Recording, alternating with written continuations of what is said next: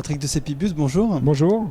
Vous êtes donc consultant et formateur associé dans une école d'hypnose. Alors, c'est juste pour montrer un petit peu la diversité de vos activités. Vous étiez conseiller communal à Lézin, vous avez vécu dans le Chablais donc Oui, j'ai vécu dans le Chablais et je suis encore des intérêts entre guillemets dans le Chablais où je suis coopérateur dans une coopérative où on a racheté un immeuble à Aigle et on est en train de construire des appartements intergénérationnels et on a un petit shop, le comptoir des artisans pour les artisans locaux en fait. Vous vivez à Morges maintenant, vous avez 52 ans et vous avez fondé le mouvement Helvetica avec un petit jeu de mots Ethica, E-T-H-I-C-A, je crois que c'est volontaire, évidemment que c'est volontaire, pardon. Quel est le principe en fait de ce mouvement ? Alors déjà je ne suis pas le fondateur non plus. D'accord, Helvetica a fait un constat que la parole des citoyens, même si des fois ils étaient dans la rue, n'était pas foncièrement fondamentalement entendu et donc il fallait se porter aussi en politique et donc l'idée est entre autres de se présenter. Moi je me présente donc pour le Grand Conseil et le Conseil d'État pour amener la parole du citoyen en politique avec une idée d'éthique bien sûr, d'intégrité, d'honnêteté pour faire avancer notre avenir. On va parler de ça en détail un petit peu plus tard. Moi je voulais juste revenir sur cet intérêt pour la politique. Finalement, vous avez été conseiller communal, donc vous êtes rentré dans un plénum, une institution. Quelle était votre motivation initiale ? Alors, la motivation, c'est d'aider les autres et de faire le mieux pour... alors, c'était pour les uns. Le parti créé, c'était les uns pour tous. Et au départ, j'étais directeur d'une école hôtelière là-bas.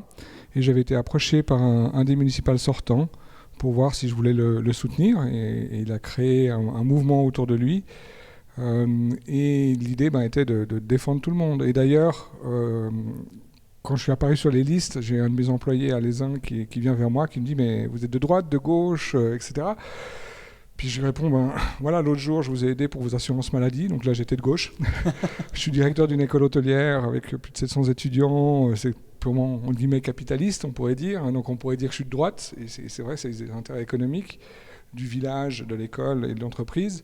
Et puis, j'ai autoconstruit des panneaux solaires chez moi, donc là, je suis vert.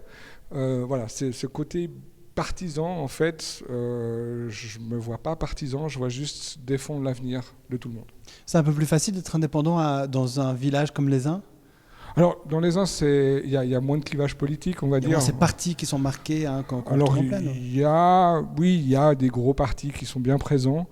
En même temps, il y a des très belles discussions qui se font, que ce soit en commission ou au bistrot, qui permettent d'avancer et vraiment avancer, parce que j'ai été aussi président de la commission des finances et président du conseil communal aussi pendant une année. Je vous pose la question qu'on pose à toutes les candidates et tous les candidats.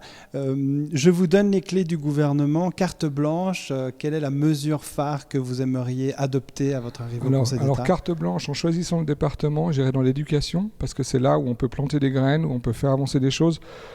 Pas comme la politique le fait maintenant, où elle est plus en réaction, mais plus à long terme. Et je pense qu'une des premières mesures, ce serait d'introduire le jardin potager à l'école. Ça coûte rien. Et l'impact sur l'éducation, sur le bien-être, sur la santé, parce que sur la connaissance aussi, la plupart des adolescents aujourd'hui ne savent plus reconnaître un légume ou n'ont pas une notion de saisonnalité. Et l'impact peut être énorme. Donc c'est une mesure simple, pas chère, facile à mettre en place. Vous faites partie d'une liste qui envoie quand même 3 candidats pour le Conseil d'État, Alliance des libertés.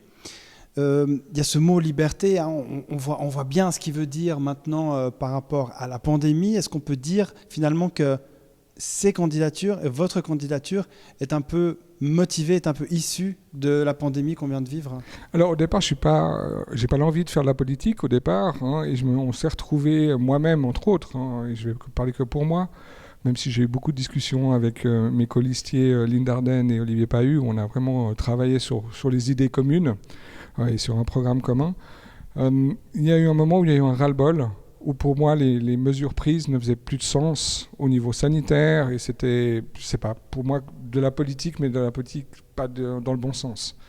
Pour moi, la politique doit être au service du citoyen, doit respecter certaines règles, entre autres la Constitution, et ce qui se passait, c'était, en tout cas à mon avis, pas le cas. Comment vous êtes retrouvés ensemble finalement ? Alors, il y a eu la création du mouvement Helvetica, où il y a eu un appel en fait de qui était prêt à se lancer en politique seulement pour défendre cette liberté, entre autres. Et puis d'autres mouvements qui se sont créés en parallèle, et on a entendu parler chacun les uns des autres, très proches des élections, avec déjà des choses établies. Donc c'était plus simple que de créer un nouveau parti ou un autre parti, de s'allier et de mettre ses listes en commun. Il est question souvent dans la politique institutionnelle, on va dire, du système médical, de ces hôpitaux qui sont saturés avec ces soins intensifs, etc. Est-ce qu'il y aurait pu, selon vous, avoir une meilleure gestion de la crise au niveau des hôpitaux? Est-ce que vous auriez fait quelque chose de différent? Est-ce qu'il y a une nouvelle pandémie, une nouvelle crise sanitaire qui arrive? Est-ce que vous auriez des idées par rapport à la gestion du CHUV en l'occurrence, vu qu'il appartient au canton? Alors là, il y a plusieurs questions qui se posent. Il y a une disparition des lits pour les cas d'extrême urgence, les lits de réanimation, avec des chiffres quand même assez énormes en Suisse de disparition de lits. Donc on se pose la question, pourquoi ils ont disparu? Qu'est-ce qui se passe? Est-ce que c'est purement une gestion économique de l'hôpital, alors que l'hôpital devrait être un service public? Ça ne devrait pas être géré comme une société. Ça devrait être vraiment géré comme un service à la population.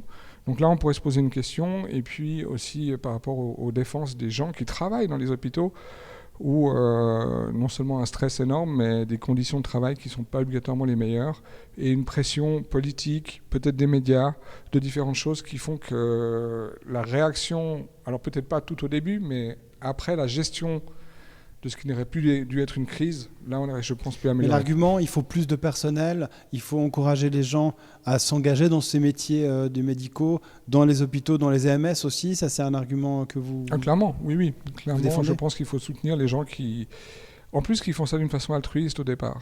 C'est pas des métiers qu'on choisit d'une façon purement pécuniaire, donc les gens ils sont là pour aider les autres, et là on les a applaudis au départ, puis après on les a totalement abandonnés. Et puis on n'a pas tenu compte, en tout cas, de certaines voix qui s'élevaient par rapport à la gestion de cette crise et par rapport à plein de choses au niveau santé, en fait. Et une partie qu'on a oubliée, c'est toute la médecine naturelle, la médecine qui est millénaire, qui a été écrasée par les médias, par le discours un peu unique des politiques, où il y a quand même plein de choses à faire qui peuvent améliorer la santé déjà à la base et éviter peut-être ce genre de problématiques. Vous avez dirigé une école hôtelière, vous l'avez dit, Oui. Le milieu de l'hôtellerie-restauration. Comment est-ce qu'on l'aide à se relever de ces années de crise? Parce que ce n'est pas fini encore pour eux. Alors, c'est pas fini, mais il faut les laisser travailler. Simplement les laisser travailler avec toutes les personnes qui ont envie d'aller manger au restaurant ou aller dans un hôtel sans avoir des restrictions qui, de nouveau à mon avis, n'ont pas de sens au niveau sanitaire. Les compensations financières, c'est pas suffisant? Non, parce qu'en compensant financièrement, il faudrait compenser le réel chiffre d'affaires et pas juste une perte potentielle sur ce qu'ils ont vécu. Certains patrons, même encore maintenant, n'ont plus le droit, à ma connaissance, à des aides parce qu'ils sont ouverts normalement, alors qu'ils ont 30% ou 40% de leur chiffre d'affaires seulement maintenant. Donc il y a quand même un gros problème par rapport à ça. Et ce n'est pas que l'hôtellerie, c'est tous les commerces. Dans votre mouvement, celui auquel vous participez, Helvetica, vous défendez le citoyen souverain. Qu'est-ce que vous entendez par cette notion, citoyen souverain? Alors, le citoyen souverain, c'est celui qui est le Suisse qui a, en guillemets tacitement, parce qu'il est né en Suisse, mais qui se base sur la Constitution. Et il a le droit du citoyen de s'exprimer, d'être libre, de faire, alors, bien sûr parce qu'il a envie, dans les cadres de la loi, mais de ne pas être discriminé d'une façon ou d'une autre, d'être entendu. Et je pense que... Alors, certains ne parlent plus parce qu'ils sont peut-être déçus de la politique, c'est aussi ça. Donc il y a une frange de la population qui ne se reconnaît pas dans les instances politiques et dans les décisions prises. C'est vrai qu'il y a des gens qui ont été blessés, touchés vraiment par les mesures sanitaires. Alors, ce que vous dites. Ouais. Alors clairement, vous parliez des restaurateurs ou de l'hôtellerie. Il y a quand même. Alors là, c'est économiquement. Et puis maintenant, blessés, oui, les enfants. Les enfants aujourd'hui ont des problèmes psychologiques, ont des problèmes de socialisation, de langage chez les tout petits, à cause de ce masque, à cause de certaines mesures prises. Donc ils ont été blessés, et c'est des blessures qui vont être extrêmement dures à contourner, à éviter, ne pas éviter, à soigner, clairement. Il y a des mesures, on va dire, concrètes qui sont données par rapport notamment à la gauche, enfin d'autres concurrents, on va dire, pour ce Conseil d'État, et notamment l'introduction d'un salaire minimum ou d'un revenu de base inconditionnel. Est-ce que c'est ce genre de mesure qui peut être incluse dans ce que vous proposez pour redonner un petit peu de pouvoir, on va dire, de pouvoir d'achat, pour ne pas le nommer, aux citoyens? Alors je ne pense pas que ce soit la meilleure mesure. Maintenant, comme toutes les mesures, il faut y réfléchir. Et ça ne doit pas être une réaction à quelque chose, ça doit être une réflexion et d'arriver à quelque chose de solide. Beaucoup de mesures prises ces derniers temps ont été des réactions. Donc, ce salaire inconditionnel, c'est les gens se sont appauvris, il faut leur donner le pouvoir d'achat. On peut aussi leur donner le pouvoir d'achat d'autres façons, simplement en les laissant travailler pour certains. On voit que l'économie suisse n'aurait pas, en tout cas d'après certaines personnes, tant souffert que ça. Donc on peut aussi travailler sur l'inflation et augmenter les salaires. Il y a plein de pistes à explorer plutôt que d'en choisir une comme ça. Je ne peux pas répondre pour l'instant. Il y a cette politique des transports aussi, on en parle beaucoup, de nouveau, gratuité des transports publics pour, d'après la gauche, aider les personnes aux revenus plus modestes. Qu'est-ce que vous pensez de cette politique des transports et est-ce que finalement on n'est pas dans le juste en développant les transports en commun, en facilitant l'accès aux régions périphériques comme le Chablais dont on parlait tout à l'heure? Alors clairement, le transport doit pouvoir être assuré dans toutes les régions et la Suisse reste quand même privilégiée à ce niveau-là. Donc de garder ce côté privilégié, moi j'ai habité à Lézin, j'étais sans voiture pendant 5 ans. Donc c'est faisable. Ouais. Alors c'est faisable, oui, non, c'est faisable. Alors oui, il y a un bus toutes les heures, il n'y a plus de bus après certaines heures. À Lézin, il y a le train jusqu'à quasiment minuit. C'est faisable, il faut s'organiser.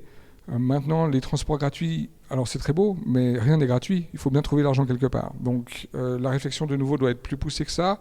Il y a peut-être une amélioration au niveau de si on prend la gratuité ou des rabais, on peut encourager des moments où les transports sont très peu utilisés et dire, si vous prenez les transports à ce moment-là, c'est 50%. Alors il y a des choses similaires qui commencent à exister avec les CFF, mais peut-être renforcer ce genre de choses qui inciterait les gens à choisir des meilleurs moments pour les transports et d'avoir un rabais qui fait du sens aussi pour eux. La gratuité, peut-être, de nouveau, c'est un coût économique. Où c'est qu'on va trouver l'argent? C'est un peu facile de dire qu'il faut faire gratuit. Voilà, donc une réflexion plus poussée là-dessus. Et justement, cette politique cantonale qui dit plus de transport parce qu'on a encore plus d'habitants, on a une augmentation démographique, on a une forte immigration. Ça, c'est quelque chose, on va dire le mot décroissance, on en a parlé avec certains candidates et candidats. Plutôt décroissance ou plutôt croissance? Alors moi, je dirais résilience. C'est-à-dire, avec ce qu'on a, on essaie de faire au mieux pour que ça tienne. Et ça tienne sur le long terme. Donc des réflexions qui ne soient pas de nouveau sur le court terme, où on a vu dans certaines régions de Lausanne une croissance très forte il y a 5 ans, et puis aujourd'hui cette croissance n'est plus là. Mais il y a encore des plans immobiliers immenses qui vont faire que d'un sens la croissance a quand même lieu, mais qui à la base n'ont pas lieu d'être. La réflexion est bien plus complexe que ça. Il y a des prophéties qui s'auto-réalisent. Ouais. Vous augmentez la taille d'une route parce que vous pensez qu'il y a plus de gens qui vont utiliser cette route, et parce que vous l'avez augmentée, plus de gens vont utiliser la route. Donc la réflexion doit aller plus loin. Il y a en effet dans certaines régions une augmentation de la population, il y a dans d'autres régions une baisse de la population. Est-ce qu'on ne doit pas trouver des équilibres par rapport à ça plutôt que de renforcer certains endroits? Alors bien sûr, ça vient à travers une politique de transport qui soit réfléchie, avec des réflexions poussées et intelligentes. Merci beaucoup Patrick de Sepibus et bonne suite de campagne. Ok, merci.